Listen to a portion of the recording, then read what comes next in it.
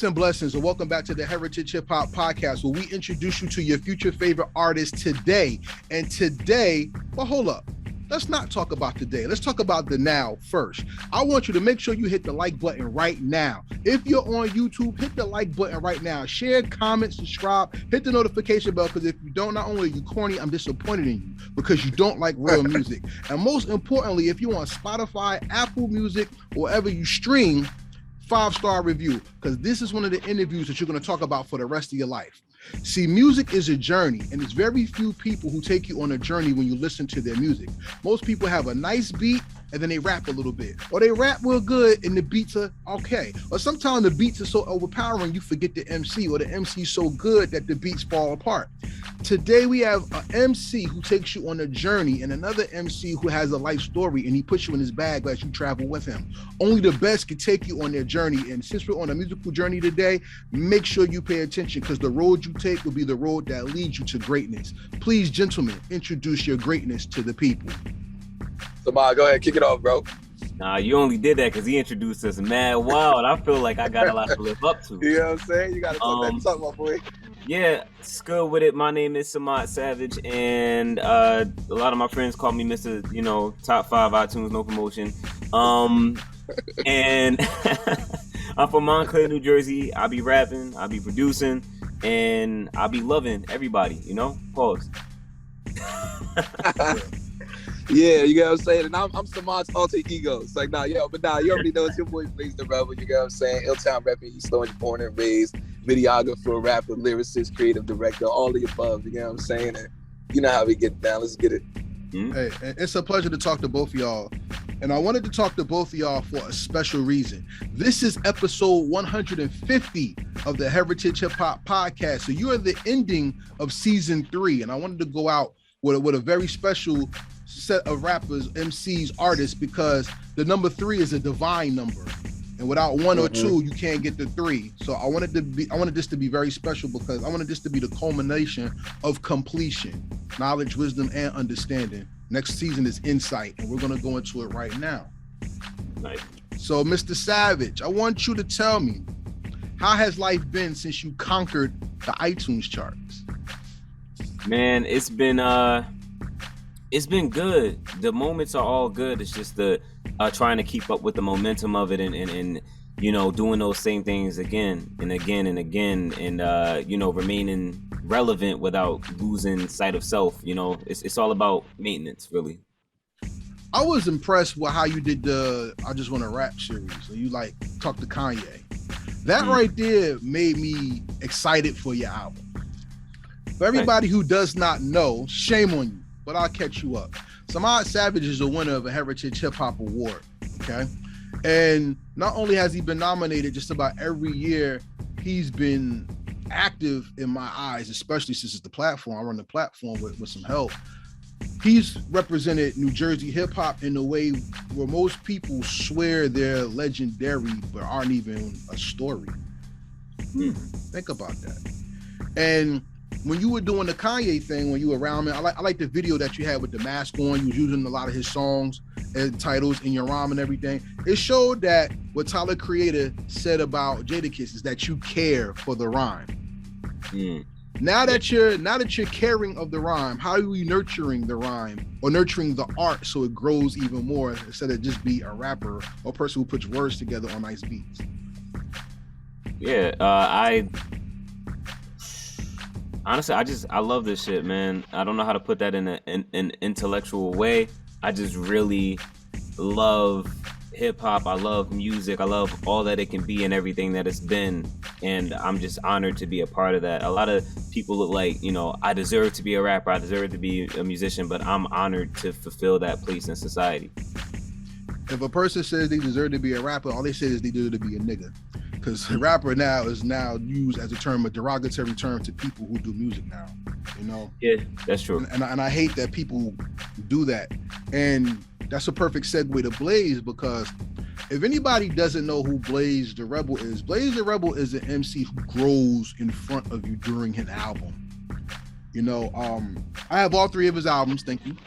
And I would like to say, in listening to your albums, I can hear the progression from Chase to now Humble Beginnings, the remix. And I would like to say, when I listen to you, your first presentation that people would call a rapper is someone who puts words together. But I want to ask you, when you're actually rhyming, are you rhyming from within, or you're rhyming to bring people outside into you? Pause. He's funny as hell.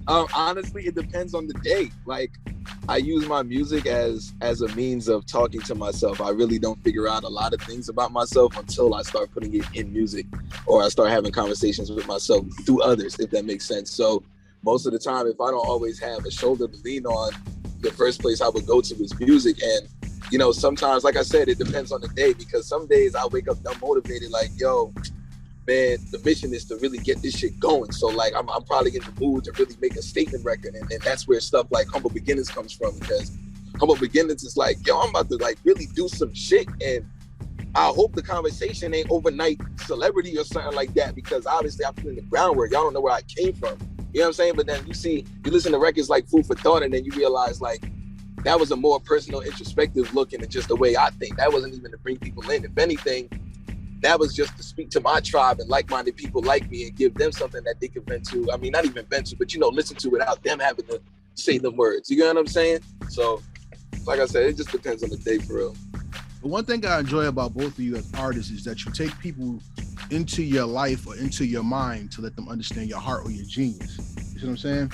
Mm-hmm. I mean, let's going back to Blaze, started off at retail. Tell me why you needed to tell that story. So for people to catch up to who you are. All right, so I feel like wow, I'm gonna try and condense this, because like, okay, so quick fun fact, like I skipped the grade, and I say that to say that I was given the opportunity to use that extra year to prove to everybody around me that I could use my natural born talents as a means of like developing income and actually having a positive impact on the people around me. So to know that I was able to do those strides, like actually make those strides and do the things I said I wanted to do, no matter the level I did it at, I'm dumb grateful. And I feel like a lot of people, I was having a conversation with a friend that people are too focused on the future sometimes, right? And and it makes you not live in the moment. And people tend to forget that the moment that you're living in right now at one point was the future. And I say that to say, you could be less appreciative of the position that you're in if you don't sit back and realize where you came from. And that's why I started off at retail, because here I am, just a kid, like a black kid at that, going against the grain, beating the odds, started off at a retail job and now doing what I love, you know what I'm saying, on my own time and what I wanted to do. And if anything, I wanted that to be a statement record to anybody who's even just considering taking that risk of like doing their own thing or taking life by their own, by like, you know what I'm saying, by the neck, like, nah, I'm gonna do it this way. And showing them like, yo, it's like, I started off at retail, and however you view I'm doing what I'm doing, just know I got to that point from working a retail job. And if I did that, you could do that. So I respect that, because I mean, you're talking about having a job. Samad may know this because he's heard me talk millions of times already, but there's a difference between having a job and finding your work. Do you know the difference, Blaze? Well, it depends on the context you're looking at. When you say find your work, what do you mean by that? What do you understand by it? This is all about you, not me. I don't know. I feel like having a job, if I just had to spitball an idea or a concept, I would say just having a job is literally just finding something to make ends meet. So you do what you got to do. And if you're talking about finding your work, I'm assuming you need something that aligns with what you actually want to do with your passions in your life. You know what I'm saying? Finding your work. I'm just assuming you putting more emphasis on your as opposed to work, if that makes sense. Yes, God, man gives you a job, God gives you your work.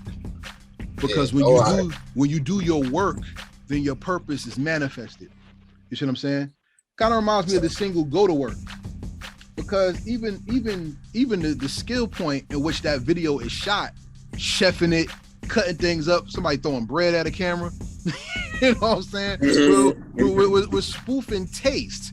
And when I look at the Go to Work, it's acquired taste versus the skill of preparation. Samad, how do you conquer that when you make music? Ooh, damn, see, I told you.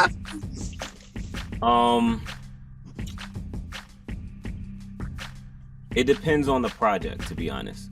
Fact. I feel like on the gray area, I was just making music for the world, but it was about myself, so it's really for anybody who feels like me.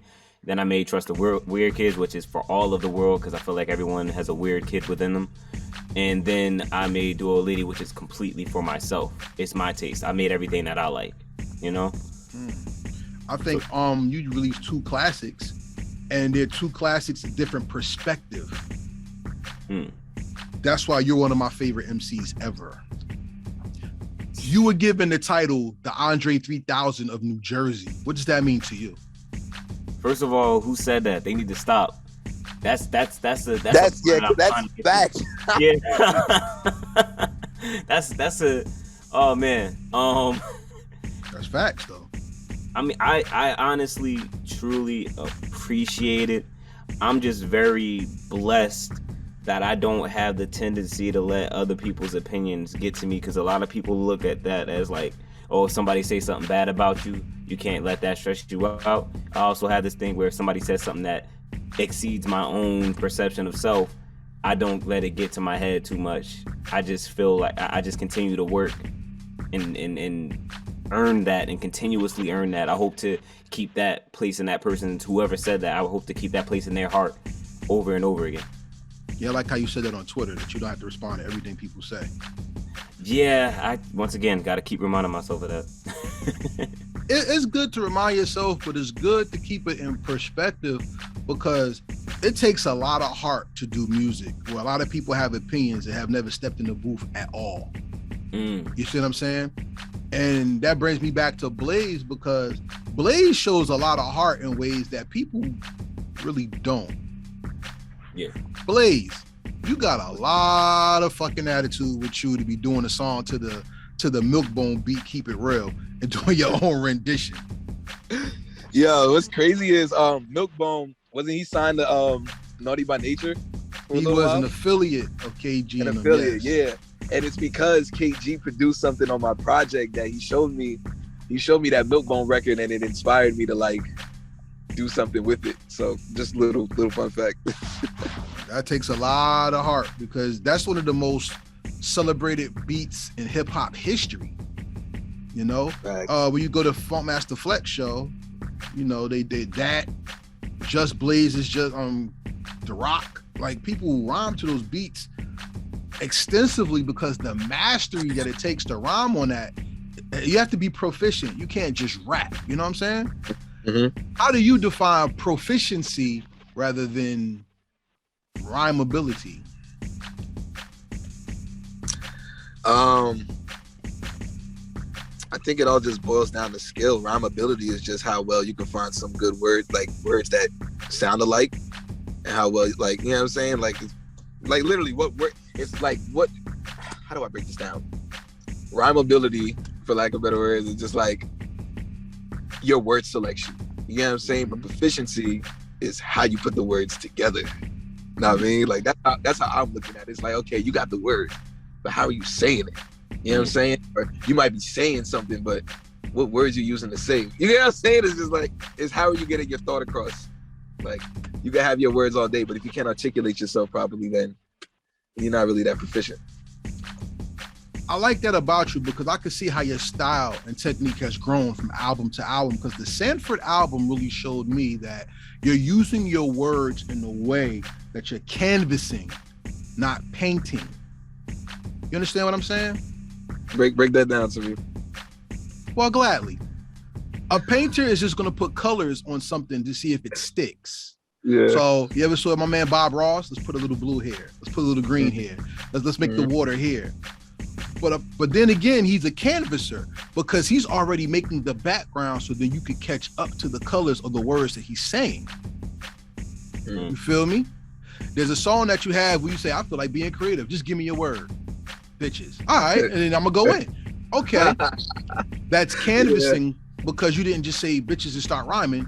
You actually fit the word somewhere in the rhyme so people could look forward, and you're giving them your technique as you deliver the song. And he didn't even make it the main rhyme. Exactly. I'm sorry. Yeah, to, we're there. like, for you.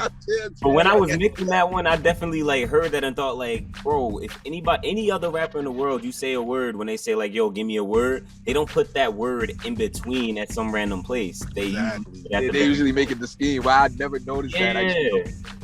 Wow. It blew my mind when I first heard it. I didn't say it when I first heard it, but it blew my mind. Ladies and gentlemen, thank y'all for welcome to sharing that with Heritage me. Hip Hop, where we listen to music, don't just talk about some bullshit. So, Respectfully. but Blaze, like, I want to go back to that. Yeah. Painting versus canvassing. How do you define that in your technique or style?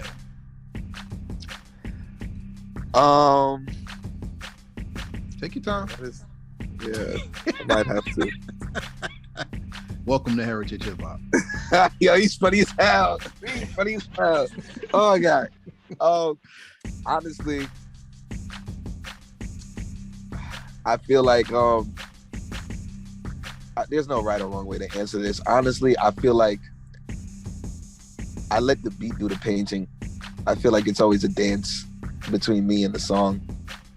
I let the beat do the painting, and I'm essentially, if I'm understanding this correctly, I do the canvassing afterwards, because it's like the soundscapes will put me in a certain vibe. It may, like, certain progressions and certain melodies, certain sounds, just the texture of them might put me in a certain place, and I'm like, damn, this shit is crazy. And as if the song is already there in front of me. It's just for me to like materialize it, if that makes sense. So I hope that answered it properly. I just it's just my thought process and just the way my mind works is a bit taboo. It's never like anything cookie cutter. So, but you know what's dope about what you just did? Remember, art is the interpretation of life through expression. Mm-hmm. No one can tell an artist if it's right, because it has to feel. And if it feels, it has a presence, like when you said melody. Mm-hmm. So a lot of your beats have like an echo effect if you listen to them in the headphones, because while you're rhyming, a lot of your beats kind of replay themselves in a chant. I listen to the spirit when it comes to the music. And I noticed that with SAMAD, you have started to master some of that in your own production, because the mixing of Duo-Litty is exquisite. It's very different. I want to say, when it comes to an artist, people will focus on one thing: rhymes. But nobody, unless you're a technician, focuses on placement, cadence, timing, bar structure. You know what I'm saying? Yeah. And when it comes 100%. To beats, as you are a producer, you have to listen to the eloquence of melody and then harmony. Are the beats orchestrated, or are they noise congruent? You see, and like the song that I love, my number one song, any given day it could change, but Bloom is one of those songs that have like that melody and that clash of sound that's beautiful chaos when it comes to the ears. Tell me about finding your sound. Well, I still don't have my sound, and I'm not gonna say too much, but that's what the next project is gonna be about.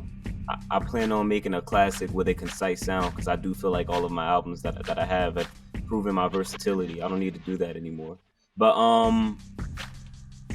I find each sound, I guess, through just playing around with different sounds, and just heading in with whatever direction that feels that moves my spirit. You know what I'm saying? I always say I feel like the number one problem with music nowadays is that it lacks feeling. It doesn't really make us feel. So my number one goal is to make people feel through music again. And how do I do that? I gotta do things through what I feel. I want to get both of you gentlemen's opinion. Blaze, you can start with yours first. I think the problem with hip hop is hip hop lacks music. What do you say?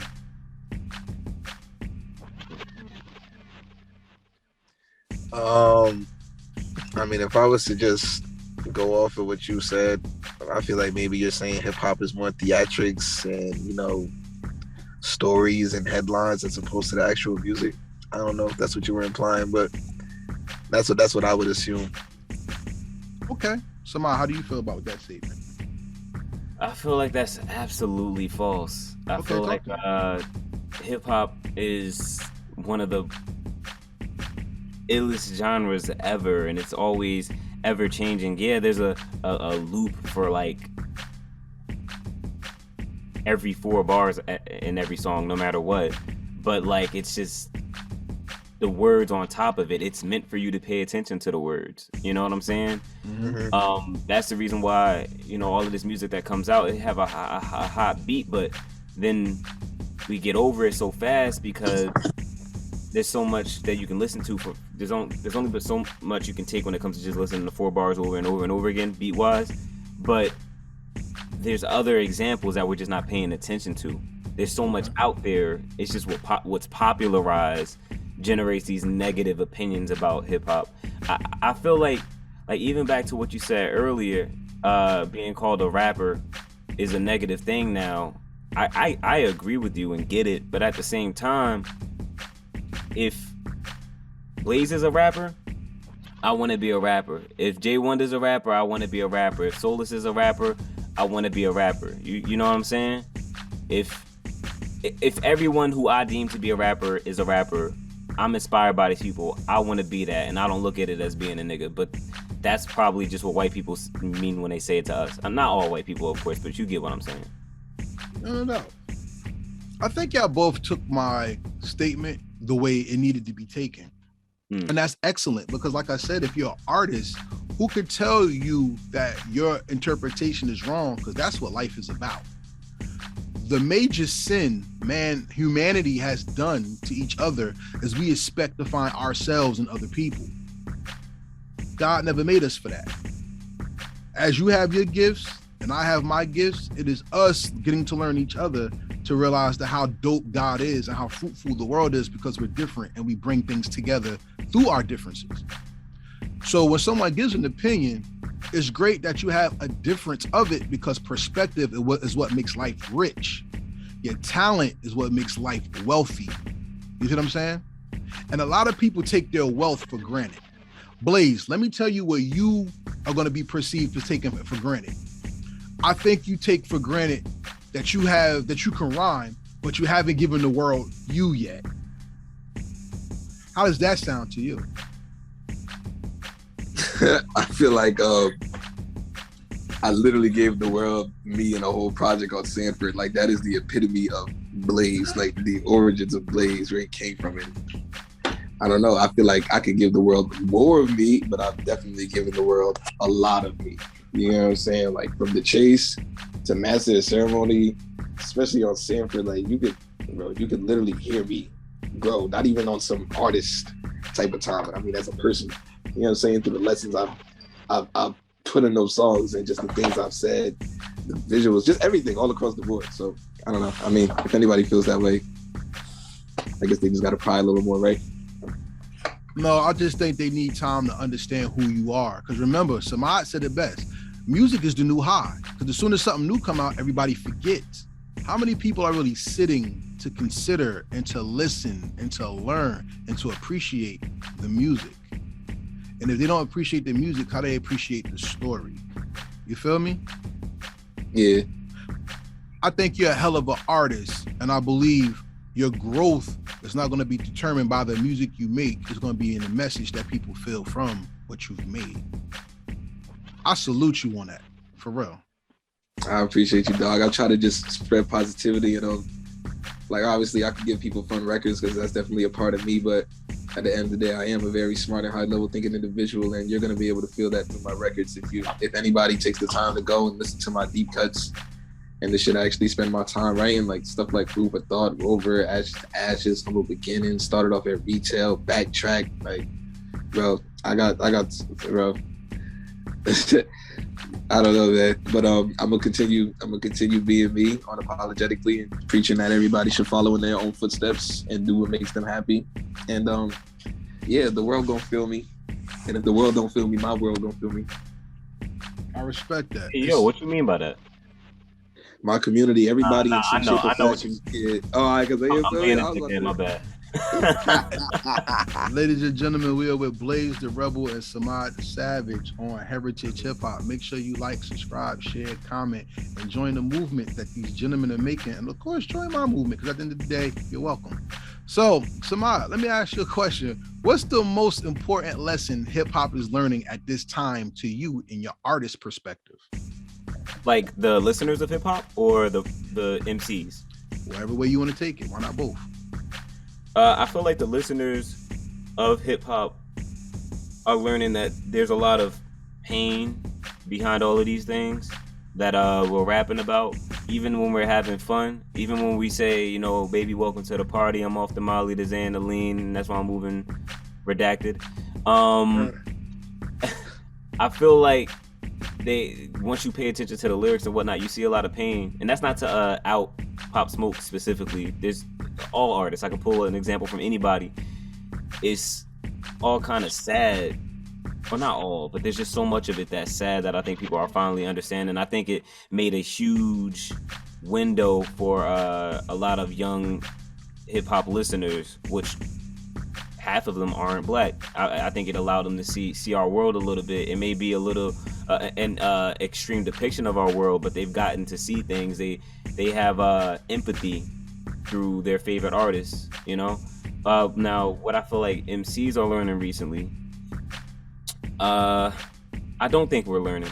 That's the messed up thing. I don't think we're learning much, and I don't mean that like we're not intelligent. I think we're intelligent in many things, but what are we learning from hip hop or learning in hip hop? Nothing. What are we learning in hip hop business? A lot. We're learning a lot in the business of stuff, but I don't see too much like of the negative shit changing. So I don't know how much we're learning as a collective. I can only speak for myself. I feel like I'm trying and attempted to learn, but do I feel like I've learned anything in my time in rap? Skill wise, a bunch of things. Beyond that though, I'm not sure. I learned that music could touch people, but then that goes back to the listeners. I don't know how to answer that question as far as what am I learning as an artist in hip hop. Okay. Hey Blaze, to pick this up, what's the most powerful creative entity, pain or love? Love. But if hip hop is derived from pain, how come we don't have more love to overshadow the pain, especially in music? Can't pour from an empty cup, dog. If a lot of people come from homes that don't have love, what basis do they have to use as an example to show the love that they're looking for? Good point.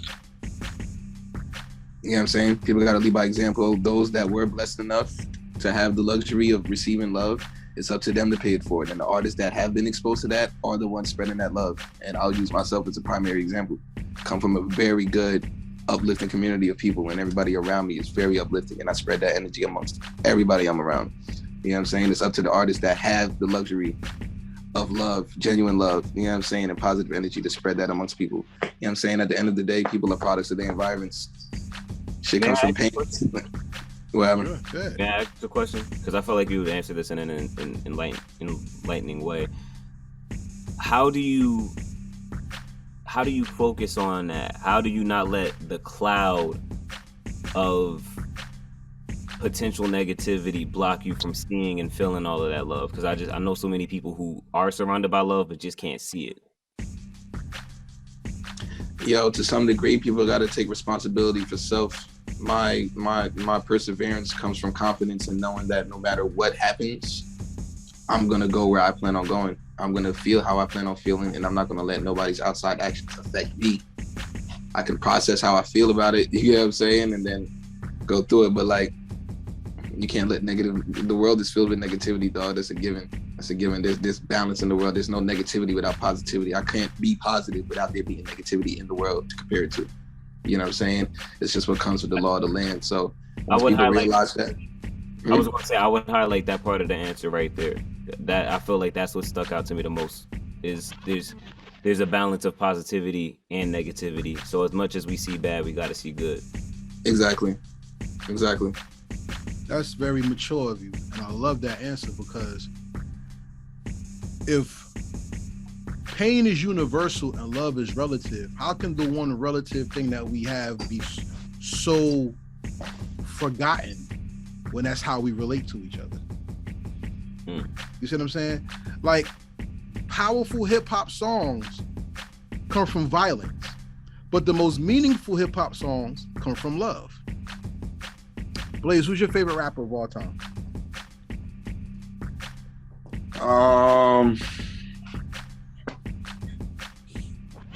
Favorite rapper of all time. Sure.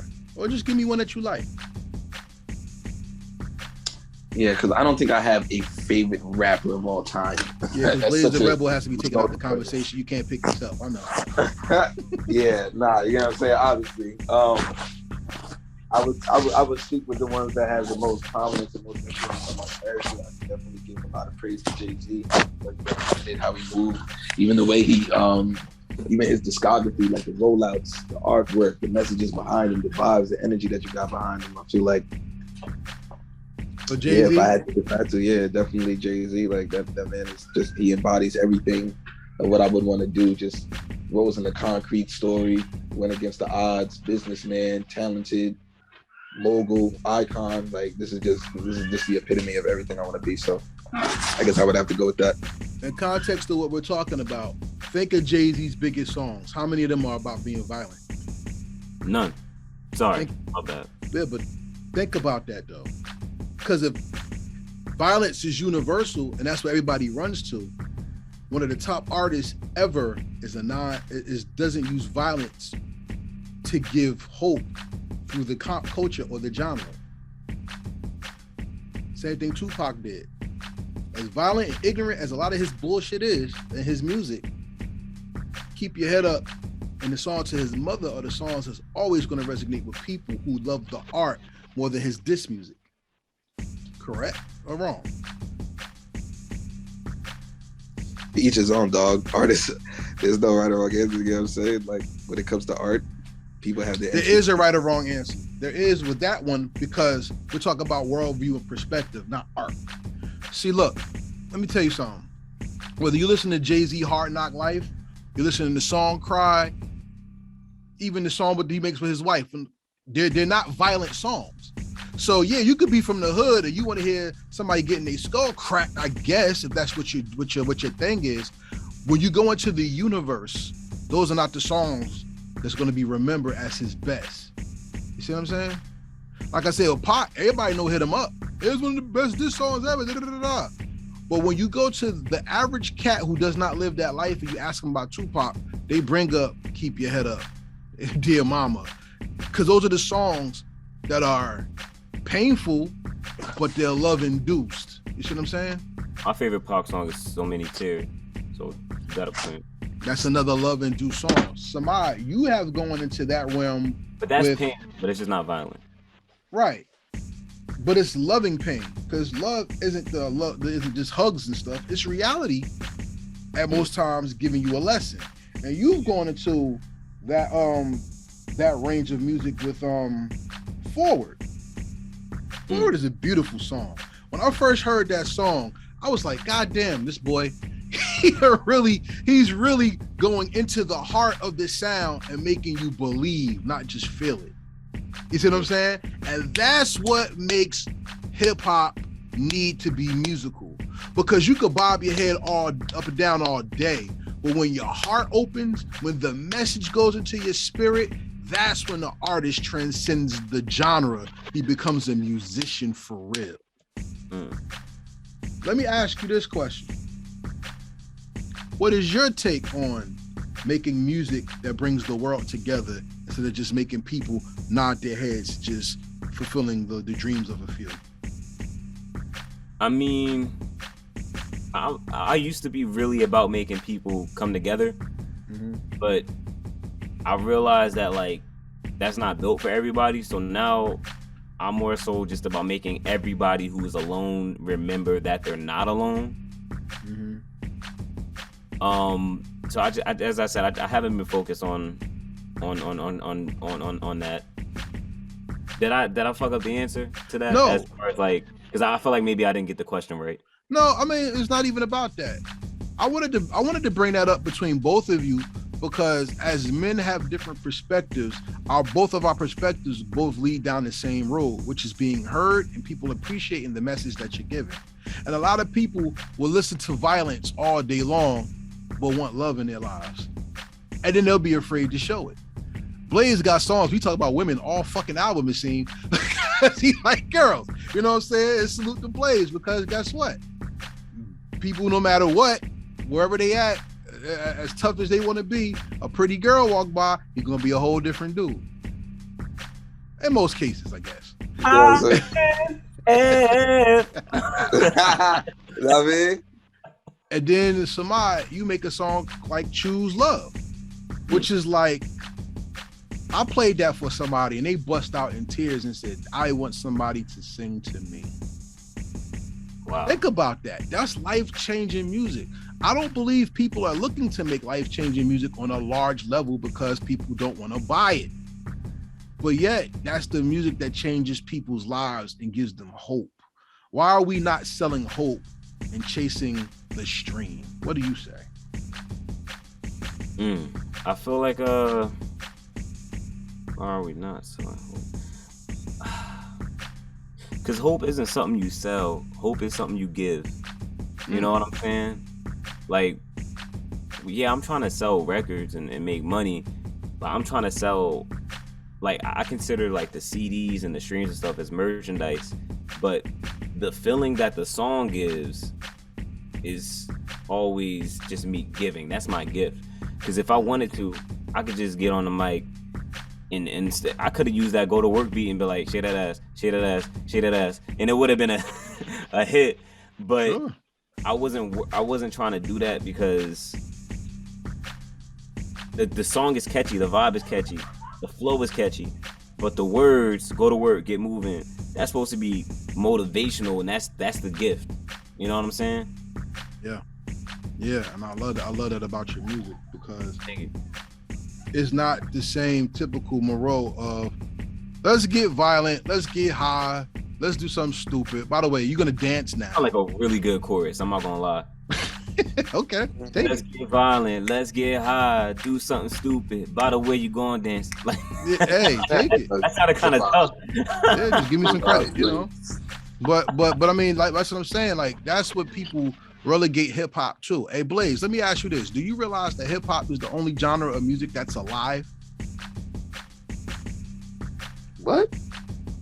Well, that kind of just blew my mind. What? Hip hop is the only genre of music that is alive. I thought you said alive. I was like, no, I ain't said alive. I said alive. I was like, yo, what? Somebody don't set no shit up like this again. Yo, I thought somebody took the flag and just started stepping on my shit. Nah.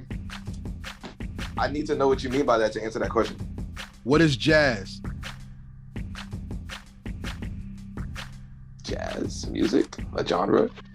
Jazz means sex, and they used it to try to condemn Elvis Presley because jazz meant how you move your hips. It's not alive, it's a movement.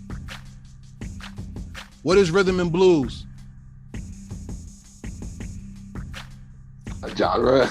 like I don't. Yo, Samad, I'm tapping you in, bro. Samad, yeah, no, this is your question. Samad, I don't know. You have this. It's a genre. It's a genre. Like rhythm and blues.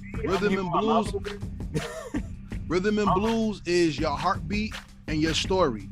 Rhythm and the blues. That's why it was called rhythm and blues. It was the beat and the story. All right, what is rock and roll? See, these things are not living. They're concrete. Hip hop is the only genre that you could live, breathe, eat, sleep, dress, dream. It's everything, because it encompasses so much that these other styles of music are into it and they bring birth new expression. If you think about this, rock and hip hop are the only genres that live outside of themselves. Do you agree or disagree? Tell me what you think, because you have rock and hip hop in your album. Sanford, please talk about it. You would say I would like to. Which song would you deem as having rock on my project? The video for Humble Beginners, by the way. Start there. You think Humble was rock influence? Oh, that was rock more than hip hop. Are you kidding me? Yo, Samad, what do you think? You mean like, I guess like punk, but we tried to really we tried to Nah, really that shit on is the more essence of boom hip-hop. pat than anything, bro. Yeah, we that tried to shit is definitely boom embark on pat hip-hop to with the that one. T. That shit is boom pat, bro. That shit doom doom cat doom cat. That shit is I'm not boom talking pat. about the beat. I'm talking about the visual presentation and how the video was done. Because when I posted that video up, I had people who listen to rock saying that's one of the best videos they've seen in years. Because y'all went to somewhere where everybody does videos and put art behind it in the way a rocker tries to bring the world into his song. Please, if you don't know, talk about it. Okay, I'm Anything sorry. you see to know, you gotta talk about it, bro. You feel me? Like, Nah, this is appreciating you. I'm starting to get what he's saying. But I feel like and this is no disrespect to the rock goats and stuff like that. Mhm. But I feel like we are restoring a feeling that is beyond genres. Mm-hmm. But I don't think it's limited to I haven't seen something like this since. You get what I'm saying? Okay. Like the first time somebody may have heard Kanye, they may have been like, I haven't heard anything like this since Tribe Called Quest. Okay. You get what I'm saying? Which obviously there's some inspiration there. Mm-hmm. But Kanye as himself became such a moment in, I was gonna say in hip hop, such a moment in music that nobody can even really look at the College Dropout and credit it to what he was inspired by, because it's a familiar feeling, but it's beyond that. So I feel like Humble Beginnings is one of the greatest music videos of all time, and we established a feeling that was so grand that just people haven't seen anything grand, so they're going to relate it to whatever they saw in history that was like it, but yet and still there's nothing like it. And if it grows in popularity to the extent of the things that they saw before it, then this is going to be the new thing that the next time somebody comes out with something, they're going to be like, I haven't seen anything like this since Humble Beginnings. We just ain't get there yet. If you think about rock, grunge, and things like that, that's their version of hip hop. So that's why it came from their mouths that way, as I was told. Shout out to Surge. It came to me that way because the way people love, is that a cat? Shout out to the cat. The way people love Nirvana, people love that video. That's what I'm trying to tell you. Somebody told me I have that response from people, like they love the video, like what's some shit, like. Shout out to the cat that just jumped behind and showed the video. Yes, but that video, somebody told me if I did video of the year, that is a must-win video. So video who was the yeah, right, I'm gonna let that pass. Who was the director of the video? I directed the video. And that's why I brought it up. And you know what other video he directed? Huh? You know what other video he directed? Tell me. Go to work. Get moving. Let's I'm glad they caught the alley-oop when they plugged it. So let's go. Blaze, the director's eye is one of the most slept on instruments in hip hop that people don't talk about the most. What do you think is the most important part of the eye that hip hop captures? The essence of the artist. So we talk about Hype Williams, we talk about Lil X, we talk about I don't know, somebody else, I don't care. Because there's people who bring what they get to it, and that's another cat. We have people who bring their eye to hip hop and they introduce certain callings. Spike Lee brings the camera and moves the world with the actor on like in the camera. You know what I'm saying? Like you always have that Spike Lee one Spike Lee shot where the camera's right there in front of the actor and then they're moving in the room with people around them, but the focus is on the actor. Then who's the dude who did Bad Boys where they had the pigeons and doves flying over everything? Whatever. You see what I'm saying? I think Michael Bay did that one. Michael Bay. Then you have people like who did the director of The Professional, where when the little girl opens the door and the light is shining on her face, that's the light of hope. And he saves the girl from the killer. When you shoot a video, what do you want people to see so that they know that's your video, and that you want to focus on what when it comes to the artists themselves?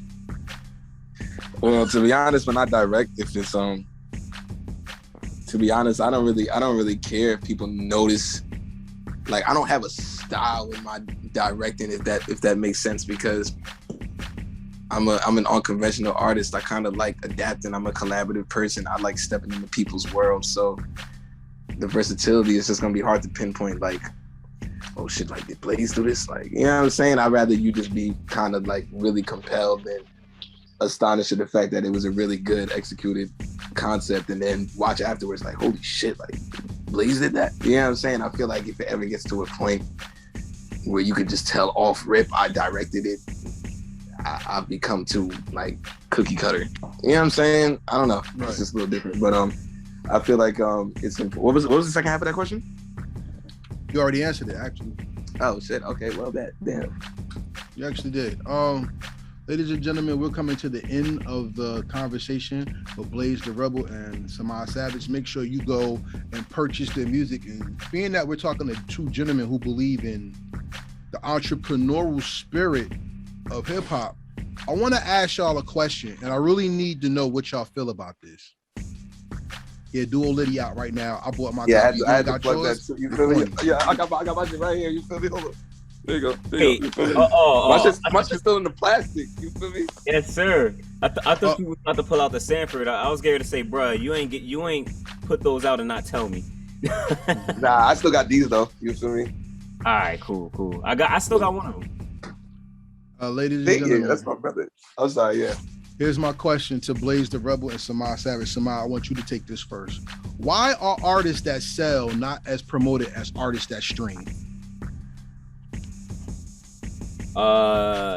Because there's a propaganda in it. The music industry is headed to a place where they're just trying to give more artists credit, but also pay artists less. And the most conventional way to do that is through streaming. So the way you do that is to put more and more praise on the idea of streaming the most instead of selling the most. I like how Russ and Ryan Leslie have been working their damnedest, the hardest to change the narrative. And I like how you do it as well. I took part of your formula to build Heritage Hip Hop's business. So I want to thank you for that. Because I was able, I'm patting myself on the back. Everybody who thinks Heritage Hip Hop is your competition, fuck you, you're not. I'm better. I do what I do. Now, what I wanted to say is, I took some of your formula and shout out to one of the artists I work with because they got a plaque last year. Not too many people are walking around with plaques. That's work. I want to give a shout out to two other artists. We made $500 in a week. That's more than what they're going to get in the stream. And I'm only putting that out there because if we keep bastardizing the art, we're not fully giving love and credit to the artists, because there are artists out here today that make memorable music like Michael Jackson has made. But because we always shout out the slave master or the middleman, we're not giving that artist the respect that's due from their creativity and their work. Blaze, you have 2 classic records under your belt.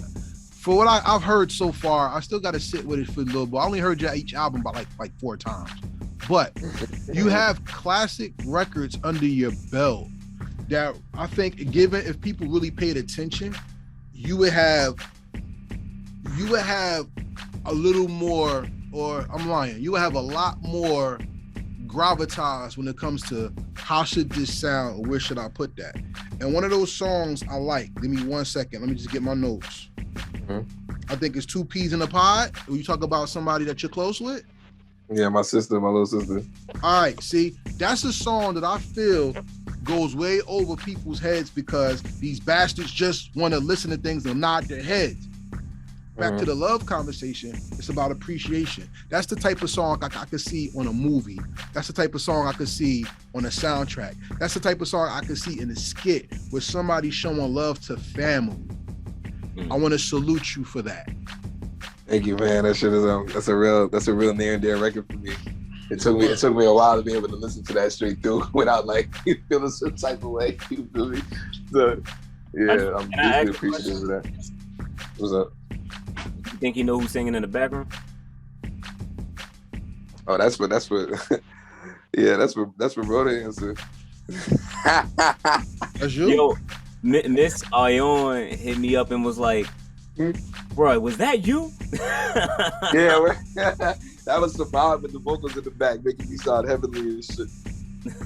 Yeah, that's Mr. I don't rap anymore. That's Mr. R&B Savage. Yeah, I know. Yes, sir. I got you. But Yep. Samad, I could say Crying the in the same rain, thing too. about you. Cause Choose Love and Bloom is everybody's favorite. Well, let's talk about Angel, yo. Come on, man. Yeah, that song is I've had that song for a minute actually. Mm-hmm. Truth be told, breaking news. Initially I was supposed to get Chris Patrick on that song. Okay. And I waited like a bunch of months, and then there was one point where he said he could do it. Where he couldn't do it, and I was just like, all right, cool. Like, that's my boy. I ain't got no kind of feelings towards him. And then he hit me up a couple days later, like, nah, you know what? I'm gonna do it.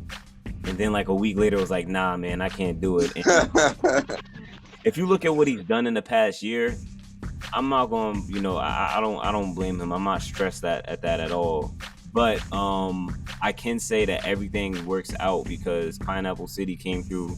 And when I say came through, she could have just sent me a verse. Nah, she came through to my crib and recorded that verse for me. And I think I came that day too.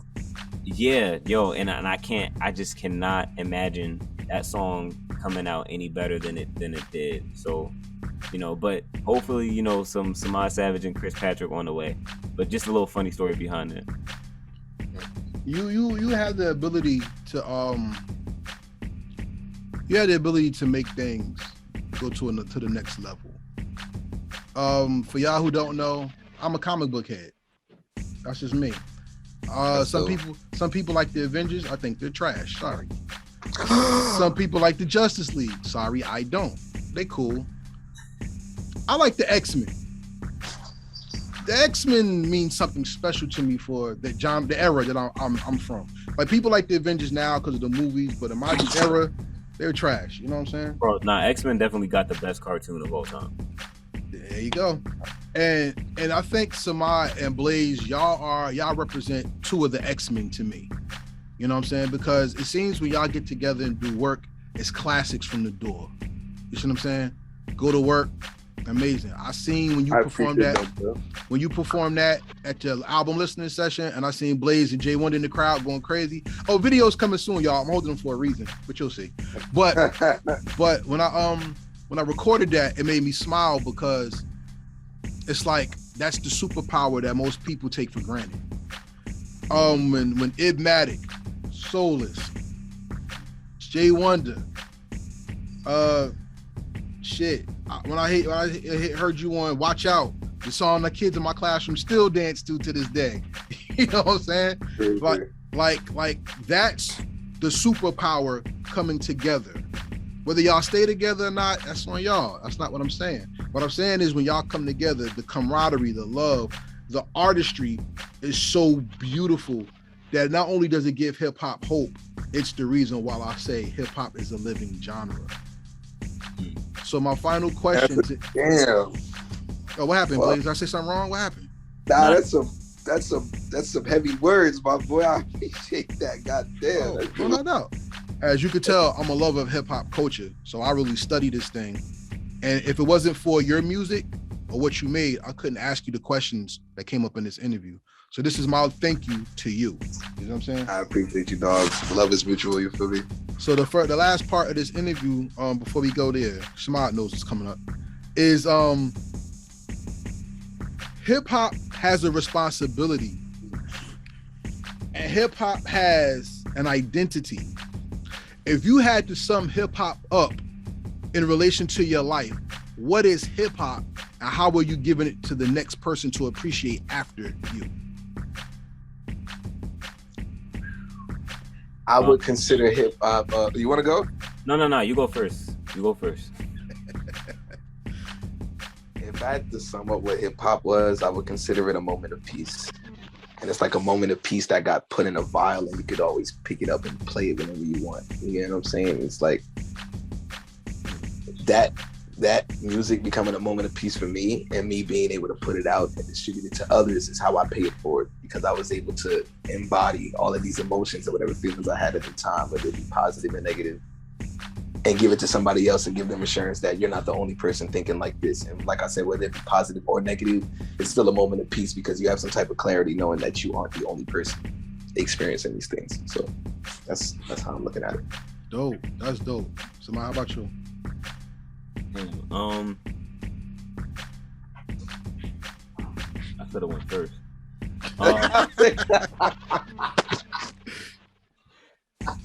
I feel like what hip hop is as an experience is just it's that moment that you hear somebody say something and you go, wait, somebody else agrees with me on that? Mm-hmm. Or you hear somebody say something and you're like, oh, you've been through that too? And it's just that moment wrapped up in one packaging. And that's what I live by. I try to transfer those moments so people can continue to know that they, once again, are not alone in how they're feeling and things that they've been through, that people have been through that and have gotten through that, you know? That's what I feel like hip hop is, and that's how I like to transfer it. I love how you put that. So gentlemen, let's transfer information to the people. Give them your social media, give them the names of your albums, and let them know how to get them as well. Once again, my name is SAMAD Savage. You can go get my album Duo-Litty, or my album before that, Trust the Weird Kids, or my album before that, The Gray Area, which, by the way, I changed my mind. I don't really like calling them Trust the Weird Kids or the Gray Area albums. They feel more like really good EPs for me now, because I feel like Duo-Litty feels like a full project, like a real album. That's just how I feel. But yeah, you can get that there. I mean, you can get that all on SamadSavage.com. That's the best way to reach me. That's how you find all my socials. That's how you can find out more about me, how you can see all of my latest music videos, and how you can get some merch. Yeah, and you already know it's your boy Blaze the Rebel. You know what I'm saying? You can find me on Instagram, Blaze the Rebel, spelled regularly, not like DA Rebel. I hate when people do that shit. But yeah, Blaze the Rebel, you get what I'm saying? Go stream Sanford on Apple Music, Spotify, Tidal, Deezer, Amazon, Google Play, all that. Whatever distro kid got available, I put it there. Like now, but like, yeah, y'all go run it up, man. Go listen to my last project, Sanford. If you really want to see my journey, go listen to The Chase, then go listen to Master Ceremony, then go listen to Sanford. And run it up, man. I'm here for a good time and a long time, so get used to it. Yes, sir. And ladies and gentlemen, I'm Karev at Heritage Hip Hop. When I ask you, don't stream their albums, go buy their albums, because these gentlemen are worth the purchase. See, the thing about The Chase, Master Ceremony, and Sanford is it's painting a complete picture. Like we talked about journeys. To take a journey, you have to take one step in front of the next step to go to where you're going. Do not sacrifice the goal for the journey. We always look at where we end up, but we don't take time to appreciate the road traveled. So make sure you buy all three of those albums and appreciate the journey that this young man has given us. And SAMAD Savage says he have full EPs. They are all classics. Damn that. Make sure you go get them. Check out some Art World too. I'm just saying this out there. Go spend the money. You see what I'm saying? So, SAMAD knows what's about to happen. Blaze, welcome to the rapid fire questions. These are not yes, no questions. These are questions designated to show the depth of your understanding of yourself and the culture that you represent. Are you ready? Always ready. Let's get it. SAMAD, you've had some questions like this before. So guess what? He's going to get a question and then you're going to get a question. You're not answering the same question. So we're going to have a lot of fun. Blaze, first question is for you. What artist, song, or album perfectly represents you? Comeback Season by Drake. And why? Because of his mindset, where he was, his age, how wide-eyed he was, the amount of potential he had, and the fact that he actually acted upon it. You know what I'm saying? Songs like Closer to My Dreams, Going In for Life, Ignorant Shit, The Calm, all that. Perfect representation of me, my mindset, my drive, how I attack things, how I plan on conquering things, how I've been slept on, how I'm still slept on, but no longer the underdog. You know what I'm saying? It's just, that is a no-brainer answer for me. Profound. Samad, the name of your album is Duo-Litty, which we all know means duality. Duality is one entity separated in two, basically. What are the two traits that makes an artist or MC complete, in your opinion? Swag and intelligence. Explain. Well, there's a lot of Jay-Z as an example. Jay-Z is a tough example for that. Yeah, but no, there's a lot of artists who can rap their asses off, but nobody want to hear that shit because it's not. They don't sound cool. They don't sound like somebody you want to be like. You know what I'm saying? Mm-hmm. So you need some kind of swag, and you need intelligence, because eventually these people that's listening to your music are gonna grow up, and then you're gonna fall further and further down their all-time list because they realize that you weren't giving them anything that stuck with them. You know what I'm saying? Mm-hmm. And realize I didn't say smart. You don't need a PhD. You need intelligence. You need to be articulate in some kind of way. Another good example of that is Lil Wayne. Super duper swagged out. And yeah, there's some topics that maybe some interviewers shouldn't ask him because it doesn't really pertain to him. Okay. But he is intelligent. He's very witty. You can go and listen to his music from way back and still catch new things. Okay, I respect that. If I said Blaze the Rebel is going to be the next Tyler the Creator, what does that mean to you? That means he's gonna explore every avenue of his creativity and give it to the world. That's how I'm looking at it, because I love what he's doing right now. I plan on doing the same thing with my talents. That's who you reminded me of when I saw the growth between Master of Ceremony and Sanford. And that's a very accurate comparison. That's a very, very, very spot on comparison. I'm not gonna lie. I can't say nothing to that. Well, that's how you inspired me. So Me and my homies get their flowers. I'm just like smiling over here. Yeah, I think SAMAD, I love you, bro. If I said Samad Savage has the potential to be the next Smokey Robinson, what does that mean to you? That I'm about to be forever slept on. Oh my God. Why do you say that? Now, that's interesting. Whoa, what does that mean? Because he gets all the accolades that he deserves in the industry by different artists and whatnot. But kids, and even in my age range, might be like, who when you say Smokey Robinson? And that's no disrespect to him. No, I'm it's saying not. that he's one of the most talented people of all time. One of the greatest songwriters, awesome singer. He's just so talented. But it's not respected. He's not put in the same conversations as people. Don't even mention him when they mention Babyface. You get what I'm saying? Because most of the people during that time who appreciated music like that are dead. Yes, that is very true.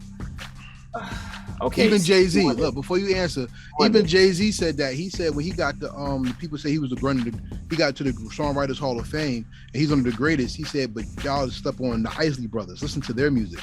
And he talked about the era. And remember, you said you wanted the Savage era. So this is an era question. So the era in which you're in is going to be defined by the ears that you touch. It's also going to be dictated by who keeps the name going. So go ahead and pick up.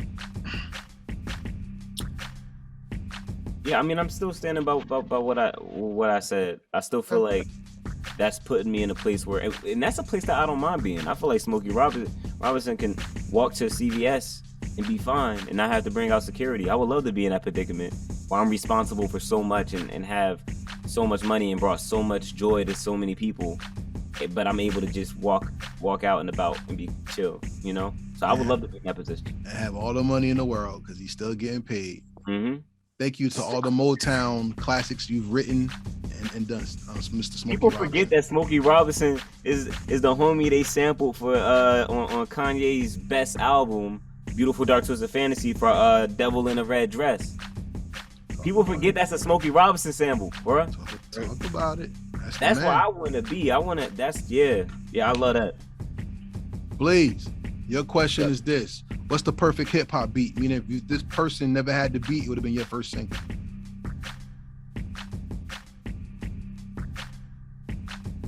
Good night.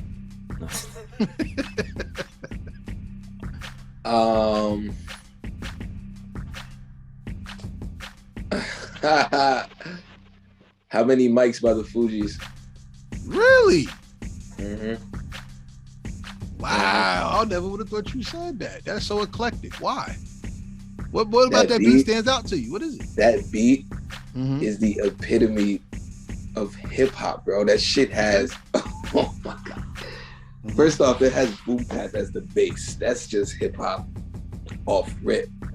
But did you hear the eerie sounds? That was just like, I don't even know how to describe it, but it was just so different. And I feel like hip hop has forever been represented, pushing boundaries. And it's just like, not everybody is gonna hear that beat. Even if you're a vet, not everybody's gonna hear that beat and be like, I could rap on that.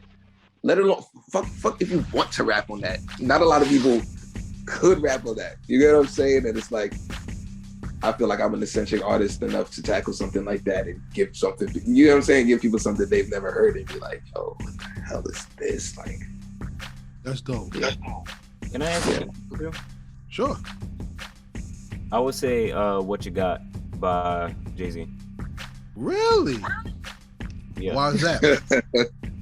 That's just one of the illest beats of all time. From the drum programming to the live drums. What you talking about? Show me what you got. Look, that's that shit. Yeah, I get that beat, yo. That's crazy. Yo, if I can get one with Just Blaze, my career is out of here. Why don't you? Ooh, damn, I got a second answer though. Damn, that's shit crazy. I don't know Just Blaze. I wish I did. Yo, I gave Just Blaze my flash drive and it had the chase on it before it dropped. He never got back to me, so I'm gonna press him when I see him. I don't want a Just Blaze beat. No, I'm joking.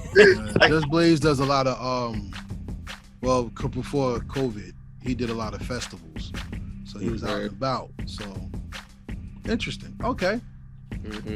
That kind of messed up that threw me off my questioning. Damn. I'm sorry. It was back and forth, but no, that's fine. I have to know, what was your second beat, please? Oh yeah, why not? Celebrity Overnight by Twista. Okay. Yo, you would have smoked that. I would have snapped. Oh my God. There might have not been a hook on that shit. You probably would have rapped the whole thing. listen, bro. Kanye would have had to pay me for the verse. He's like, nah.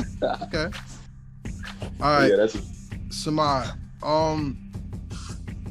As I told you before, I'm on another platform. Salute to the Recap with the Goodfellas. Y'all can subscribe to that on YouTube as well. And Big A, he said he mad at you because you ain't signed his CD yet. He gonna make sure you sign that CD for him. But he got on the platform and he said that Duo-Litty is your best piece of work yet, and it's a classic, and he wants everybody to listen to it and get back to him. And one of the gentlemen on the show text us and said, yo, that kid Samad Savage, he got some fucking fire. You know what I'm saying? And I know it's flattering to know that people hear your work and love your work, right? What is the challenge to getting people to love your work and stay with your journey as you create work? Well, that is the challenge. Mm-hmm. That's the challenge in itself. Once I figure that out, I'll be a millionaire. Yeah, we're getting there. No, we're gonna get there for real. You're gonna be a millionaire. I'll speak that into existence right now, because the Most High is faithful to those who are faithful to Him. You're gonna be a millionaire. Salute. Hey, I will. Gentlemen, here's an overarching question I want both of you to answer. At the same time. Unfortunately, in hip hop, there's agents put in hip hop to destroy our culture. And I wanted to use Choose Love and Two Peas in a Pod for a reason in these interviews, because I've seen too many times black men or so-called black men destroy the black woman, the so-called black woman, and vice versa. And I see the culture is not really coming to the aid of the half of us that are truly our connection to God's creation. I want to ask you this question, and this is very important to me to know your opinion of this. If white supremacy is based upon the Caucasian woman, how do we make our community respectful and based upon the love that we have for our women, in your opinion? Firstly, I'm gonna need you to inform me a little bit more. What do you mean white supremacy is based upon their women? So white supremacy, it's a gentleman on TikTok who talks about white supremacy. He's a Caucasian gentleman, and he talks about the tenets of white supremacy. Like, you have to know this to be a white supremacist. And part of the second tenet is to protect the white woman at all costs so that their race does not die out. Okay? So henceforth Emmett Till, and all the other things that happen with men of color touching the women. So I didn't know it was in stone like that, but I definitely felt that kind of vibe from white supremacy. Right. But I see, the difference is the black race can't die. Even when black women have kids with white men, those kids 9 times out of 10 end up being black. It's very rare that we have white passing people, unless, you know what I'm saying? Mm-hmm. Now, what can we do to ensure that we if we're just talking about a level of respect, all we can do is respect them and then call out people who don't respect them. Okay. You know what? I'm glad you said that. I got a phone call to make. That's what's up. Yeah, we gotta check all of the people that don't, and that's not even like, of course we can talk about this on a black level, but you know, that just goes back to even being men. You know what I'm saying? You see a pervert at the bar trying to slip something in a girl's drink, you test them on it. You know what I'm saying? Like, it's just being a stand-up person. We need to protect women in general, but because black women are the most disrespected women in America or in the world, we need to show extra attention to them and make sure that we do that. We need to make sure they feel heard, even at our own detriment sometimes. Because there was definitely a time where I felt like I may have disrespected a black woman, not because she was black, but I tried to be nice about it and be like, look, I just wanted to let you know, wasn't trying to disrespect you. Then she disrespected me. But all I know that is I put my best foot forward, and that's all we can do. Even if it don't pay off, they don't owe us shit. Okay, Blaze, do you have an answer? Honestly, because Samad started getting passionate. Can y'all restate the question so I can like articulate properly? Basically, I'm gonna ask you, like, I personally feel that hip hop as a culture has some responsibility, and looking at how we have so many people condemning black women or black men. I have men say, I don't date black girls, or black women saying that they're tired of black men and they're just gonna go outside. I don't care who anybody falls in love with. That's their issue. That's on them, not an issue. That's their choice, their blessing, whatever. I apologize for the wrong word. I just want to say, I'm tired of the condemnation that we hear amongst ourselves in our community when it comes to that. How can we change the narrative of love and keeping the woman necessary? It's like white supremacy holds white women necessary. How do we do that in our culture with the women of color as well? Be a decent human being. I'm sorry for interrupting. I was just thinking about that again. Just be a decent human being. We know how hard it is to be black sometimes. And we know statistically how hard it is for black women to be black women. Give common courtesy, be a decent human being, and look out for them. I don't feel like that's a heavy thing to ask for. And I'm sorry I'm getting like frustrated about it and whatnot, but this question is asked so often because it is a continuous problem. Exactly. So it's like, it's common sense. I mean, maybe it's not, but it should be common sense. Even if a lot of people like to blame music. I don't care if people is disrespecting women in the music. Just don't apply that in real life. You listen to music about killing people all the time. We ain't killing people as often as we disrespecting black women. All sense ain't common, but thank you for saying that. Yeah, I'm gonna chill. My bad, Blaze. That was the second time. Like, I'm gonna let you do you. My bad. I'm not gonna act like I'm gonna get super passionate about this. To be honest, I just feel like, it all boils down to people, man, and their individual experiences. It's not really a herd mentality type of thing when it comes to respecting women. Unfortunately, your respect for women is going to stem from your experience that you've had with women. You know what I'm saying? I feel like it goes deeper than just black or brown, because even our dynamic just as people, bro, we don't, black people, I mean, thankfully I came from a home with both of my parents, but you know what I'm saying? A lot of people are used to dealing with single family things, you know what I'm saying? And not having the best parents or parents pitting themselves against each other. And it's just like, I feel like to a certain degree, it goes past the point of it being, it's not even, I don't want to say it's not a black woman thing, but like I said, I think it's just a people thing, and knowing how to just treat women, period. You know what I'm saying? A lot of people struggle with being black, and a lot of people struggle with treating women properly. And when you put those two things together, it's kind of a crazy conundrum. It starts from people healing with their own traumas, and that's why it's really no definite answer, because people have to come to terms with the things that they've experienced on their own time. So it's just a case of just literally with a lot of things in this world, you just have to put your best foot forward, and you have to lead by example and hope that people follow suit, because you can't force people to do anything. They got to come to this realization on their own. And I highlight this question in this interview for everybody who's watching, because these two gentlemen have music that celebrates women. So if you're looking for good music, classic music, legacy music, forever music that celebrates who we are, not one versus the other, Blaze the Rebel and SAMAD Savage, two examples of good, great, exquisite, godly hip hop, not just music you can shake your ass to and be violent to. Remember that. And then, they love their mamas, they love their wife, salute. You know what I'm saying? 3 more questions and then we out of here. All right?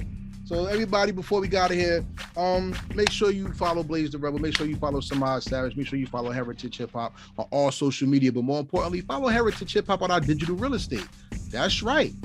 We're not social media babies only. We have our own platform. So come to heritagehiphop.com for the best interviews, podcasts, exclusive playlists. That's right. Heritage Hip Hop Playlist 10 is coming. Well, it's out. So that means 11's coming soon. We have the Jersey Hip Hop Playlist, and we have the Art of Story Rhymes. Gentlemen, have you heard those yet? So for anyone who's missed it, the Art of Story Rhymes is our celebration of MCs who tell stories within their rhymes. And one of them on here might actually be on the playlist. But you got to go to heritagehiphop.com to actually hear and get the playlist. And if you're a member, you get exclusives directly from me, from the platform. Oh yeah, we break artists too. So if you want to know new music, you want new music, new videos, new blogs and stuff, come to heritagehiphop.com. You know what I'm saying? Your girl bad and she rap, we gonna break her. All right. And more importantly, these two gentlemen are superheroes to me, because hip hop is about that, inspiration to the youth, to the culture. And we have our own hero, everybody. Look at this. This is the Prophet. This is our MC superhero right here. So if you want some of this merch with the Prophet, make sure you go to heritagehiphop.com. And guess who comes out next? The DJ. You like the Justice League? You're gonna like the culture. Keep your eyes open. All right. So let's get to the last 3 questions, and let's have some fun. This one is for both of you together. So here's my ultimate question with this interview. New Jersey hip hop is starting to break away from the stigma that Jersey had, but New Jersey will never get away from the New York stigma. What do you think it takes for New Jersey to graduate to the next level now that it has its own identity from your generation? I have the perfect answer for this one. Let's go.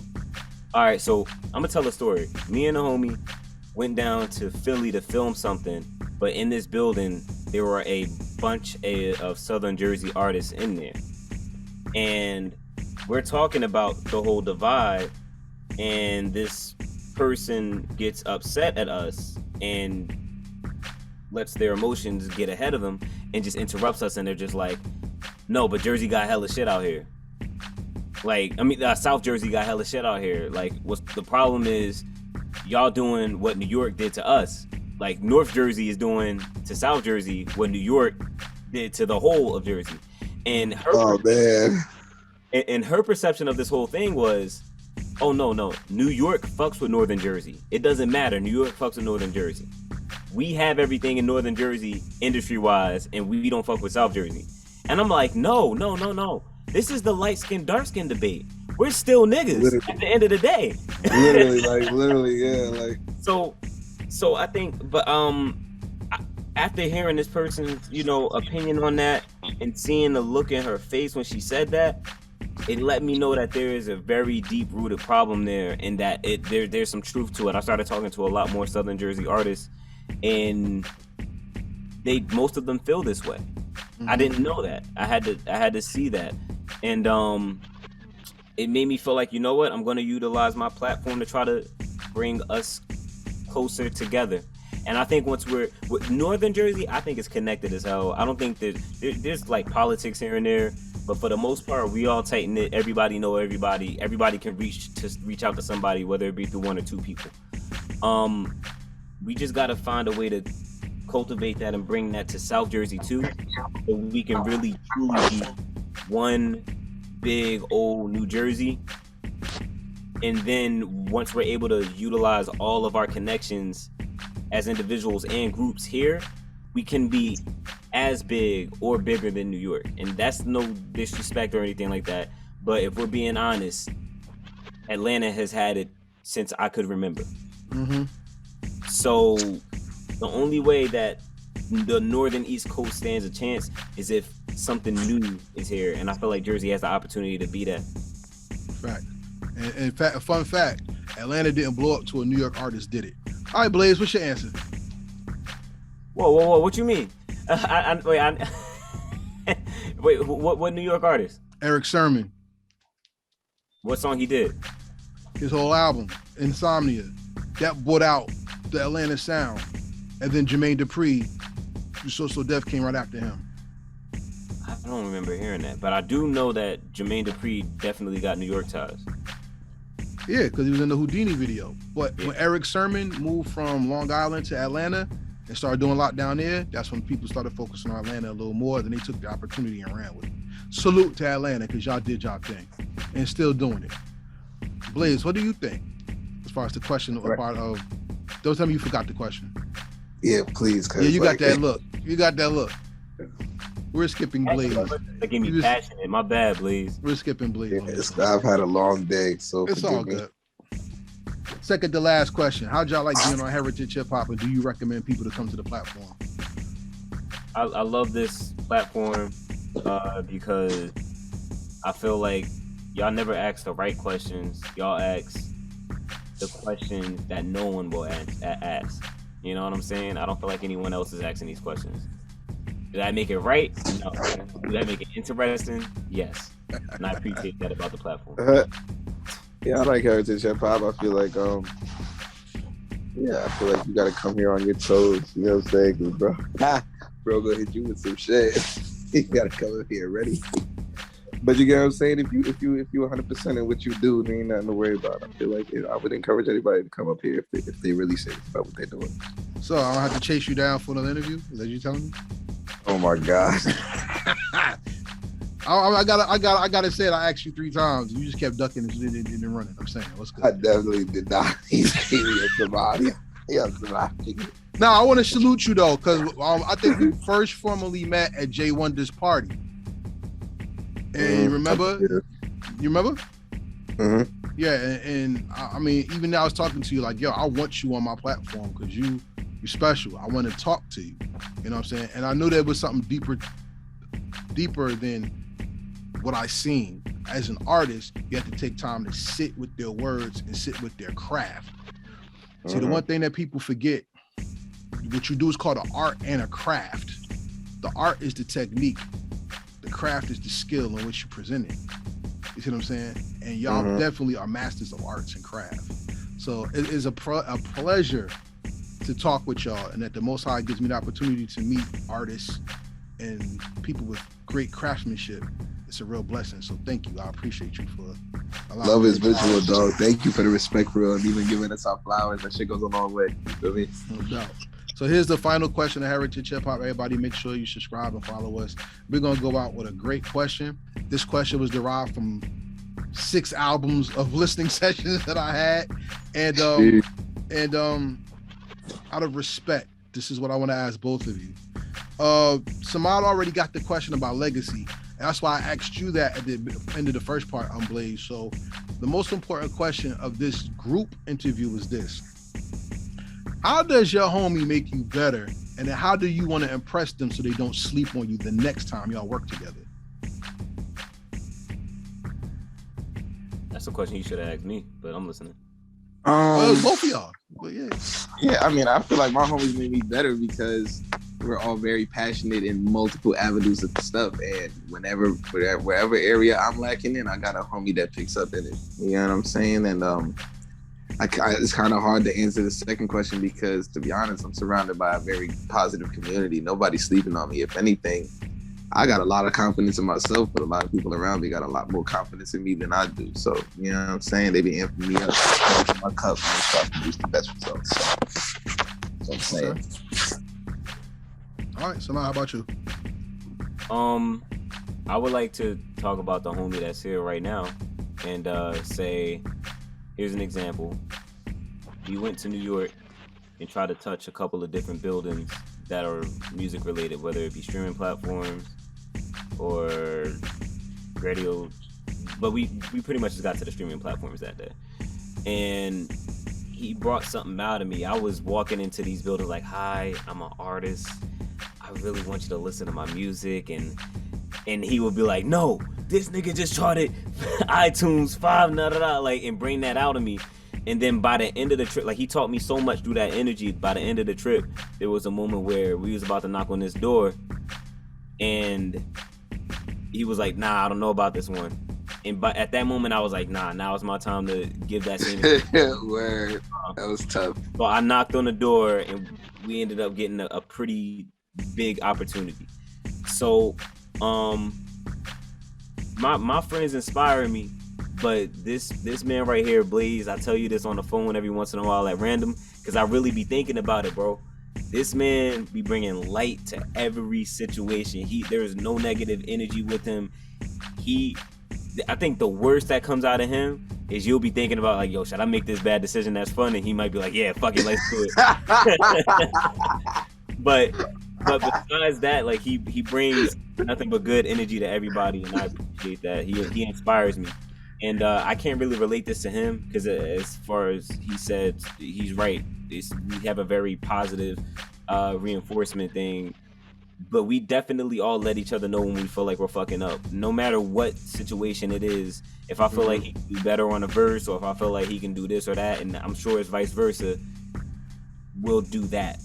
And that's how we stay on our toes. But besides, like, my actual friends that I work with consistently, for everybody else, I would prefer to play the sleeping giant role.